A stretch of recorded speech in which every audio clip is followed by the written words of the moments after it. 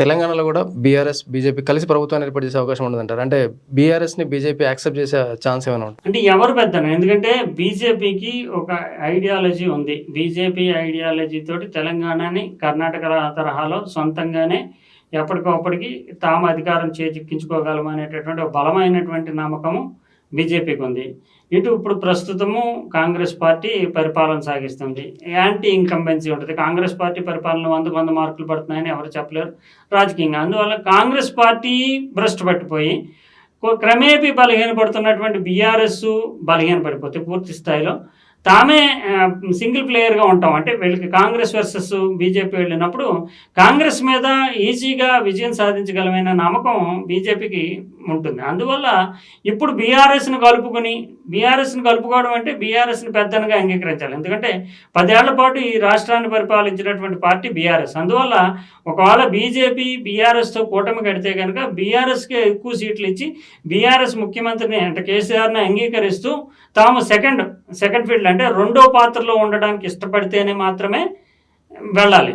అప్పుడు కాంగ్రెస్ని కొట్టాలి. ఇప్పుడు అటు బీఆర్ఎస్ ఆధిక్యాన్ని అంగీకరించి బీఆర్ఎస్కి అధికారం ఇచ్చేటట్టు రెండో పాత్రలో సంకీర్ణంలో భాగస్వామ్యంగా ఉంటుండడం కంటే కూడా తమ అవకాశాలను తాము చెక్ చేసుకోవడానికి త్రిముఖ పోటీ ఉంటే బీఆర్ఎస్ ఇప్పటికే కొంత బలహీనపడుతుందని బీజేపీ అంచనా వేసుకుంటుంది కనుక కాంగ్రెస్తో ముఖాముఖి వాతావరణాన్ని కల్పించుకోగలిగితే కనుక ఐడియాలజికల్గా తామే పైచేయిలో ఉంటాం కనుక కాంగ్రెస్ను కొట్టేయచ్చు.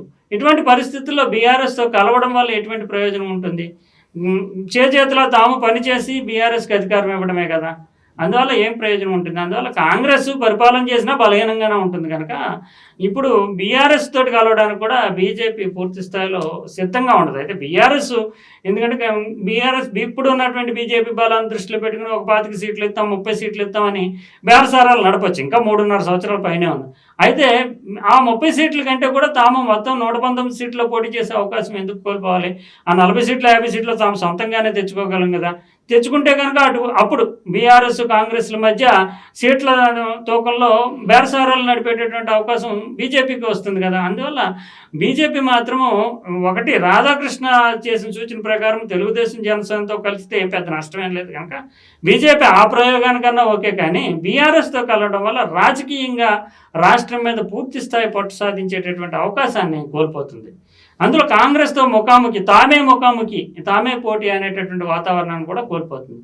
దానికి బీజేపీ సుముఖంగా ఉండకపోవచ్చు.